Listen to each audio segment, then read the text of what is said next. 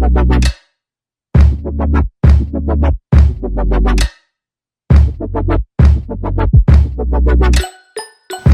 guys, welcome back to my channel. Today I am going to teach you guys how I make my tres leches cake. This is a very simple recipe. It can be time consuming, but you will not regret it. I really hope you guys enjoy this recipe. Don't forget to give this video a thumbs up, subscribe to my channel, and turn on that post notification bell to get notified every time I post a new video. Let's get started. Okay, so I've already preheated my oven to 350 degrees. I have my baking dish. This is a 9.5 by 13.5, and I will be using the Betty Crocker cake mix. So you just want to make sure that it says super moist, and you can use a different flavor. I personally like vanilla. You can also use white, chocolate, whatever. Anyways, right now all you have to do is just follow the cooking instructions, and we'll go from there. Okay, so my cake is ready. I baked it for about 28 minutes. If you have never baked a cake before, one way to know if your cake is ready is with a toothpick. So you are going to place a toothpick in the center of the cake, and if it comes out clear like that, then it is ready. So mine's ready, and I'm going to let it cool off for at least 30 minutes to an hour before we do anything else. Okay, so now that my cake has cooled off, I'm going to use this fork and make some, I don't know, what do you call it? Some holes?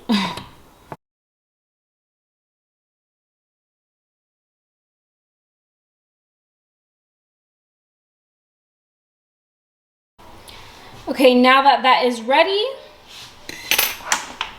after I've done that, I like to grab a spatula and kind of separate the ends. That way the milk goes in there evenly. Okay, so we're gonna go ahead and move forward with our tres leches. So I will be using La Lecherita condensed milk. It does not have to be this brand. This is just what I prefer to use. So we have our condensed milk, we have our evaporated milk from Carnation, and we have our whole milk. So we're gonna go ahead and start mixing these.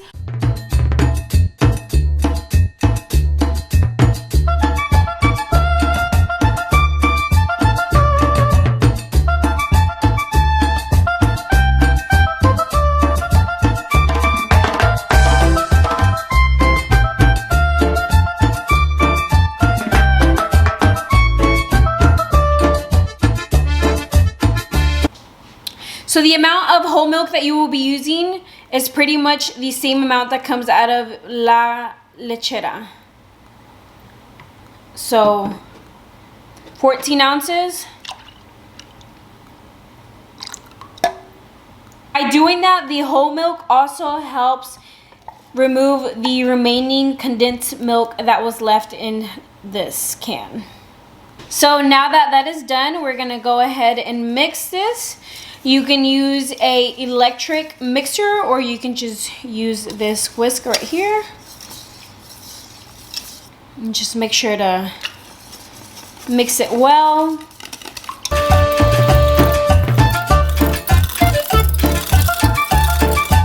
So it may seem like this is a lot of milk, but it is a perfect amount of milk for this cake. The cake does absorb pretty much the entire milk. You can never have a tres leches cake with too much milk. It is so good. You do not want it to be dry. So what I am doing now is starting with the edges. I am pouring it all around first.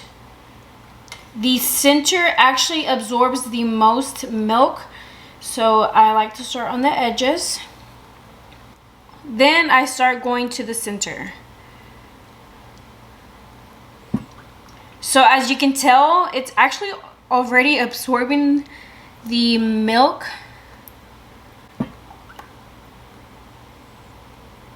So you just want to spread out the milk evenly. Okay, so I've already applied the milk on the cake, and this is where it gets a little tricky and it can be time consuming. So I personally like to let the cake absorb the milk for at least 6 hours. There are some people that do at least 3 hours before cutting into the cake. I personally, what I find that works best for me is letting it sit overnight. For example, I bake my cake Friday nights, let the cake absorb the milk all night. By Saturday morning, I go ahead and do my topping, the decoration, blah, blah, blah. And it just works out perfectly. My personal opinion, like I said, other people have done 3 hours. That works fine for them, but 6 hours works for me. If you do 6 to 12 hours, even better, to be honest. You cannot go wrong on how long you let the cake absorb the milk, if that makes any sense. If you have any questions, please don't hesitate to message me, shoot me a text, whatever. Anyways, for the sake of this video, I'm gonna go ahead and whip up the whipping cream for my tres leches cake. I'm gonna go ahead and decorate it, refrigerate it for 6 hours, and I actually have a tres leches cake that is ready to go, ready to cut into, and I will cut that with you guys and let you know how it tastes. One last tip. I also recently learned that if you freeze the bowl that you will be using for your whipped cream, it will whip a lot quicker and it will help. So mine has been in the freezer for quite a while. I believe if you also freeze these, you can do the same thing. It's gonna help. But yeah, so that's the tip for today. So you need 16 ounces of heavy whipping cream, 1/3 of sugar,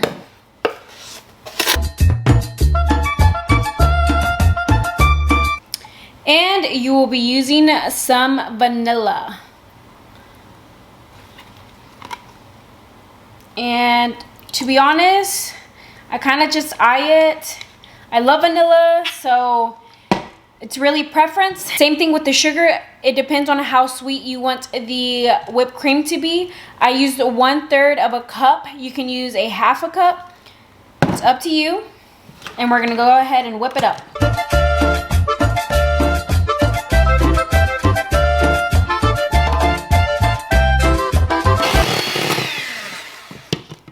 Okay, so this is how we want it to be. I am trying to pick some up. It's not coming off. You see? That's exactly how we want it. It's a very thick consistency right now. That's exactly what we want.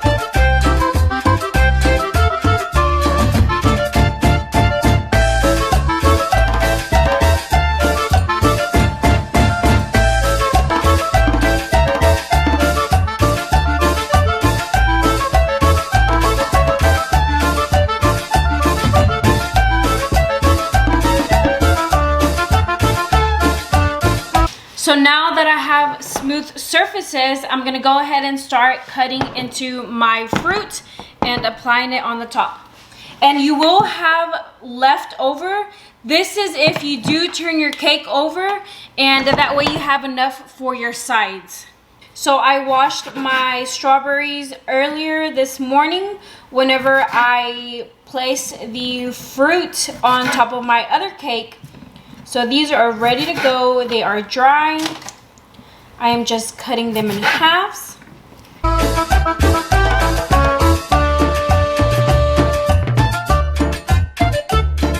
So with the cake this size, you will get about 12 pieces. Cutting 2 lines right here and then 3 lines here. So I place them in pairs.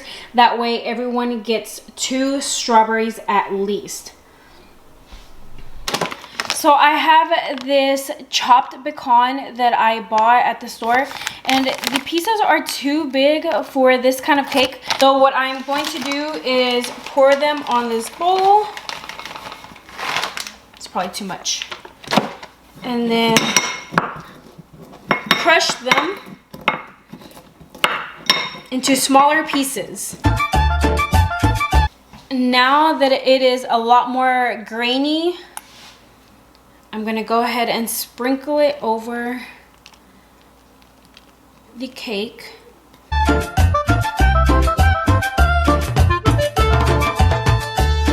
So this is what it looks like now. Final result. You don't have to use strawberries. You can use different kinds of fruits. So this is the other cake. I'm sorry for the bad lighting in here. It looks a little dark, but I did strawberries, pineapple, and peaches and cherries, along with the pecans. Okay, so that was a horrible cut, but for some reason, for me, the first cut always seems to break the easiest. But yeah, this is, look at that, guys. After 6 hours, it is still that moist. So yummy. So this is what the inside looks like. Yummy. Okay, so this is a taste test to see how good I did my cake.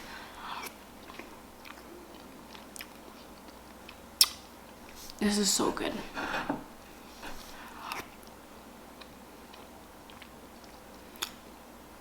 If you have ever been to La Fiesta in Fort Worth,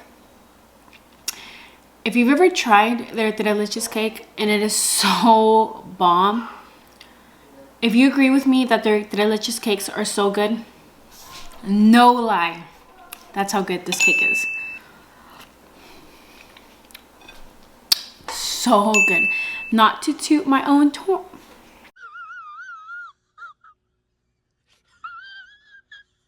Not to toot my own horn, but this cake is so good, guys. It's so yummy. It's so good. But guys, this is so good. 10 out of 10 recommend. You want some? You want some? Join the party. Ooh.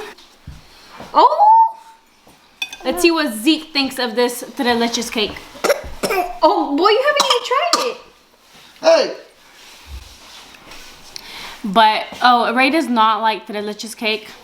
He's definitely missing out. Actually, you don't even like cake at all, right? Nope. That's crazy. But anyways, like I said, this is a very, very good cake. Super easy. The only thing that is time consuming is just waiting for the cake to absorb the milk. It's up to you on how long you want to set it for. I recommend for 6 to 12 hours. I really hope you guys enjoyed today's video. Like I said earlier, don't forget to give this video a thumbs up. Make sure you are subscribed to my channel and hit that notification bell to get notified every time I post a new video. And if you do end up trying this recipe, please let me know. Send me a picture and I will repost it. Thank you, guys.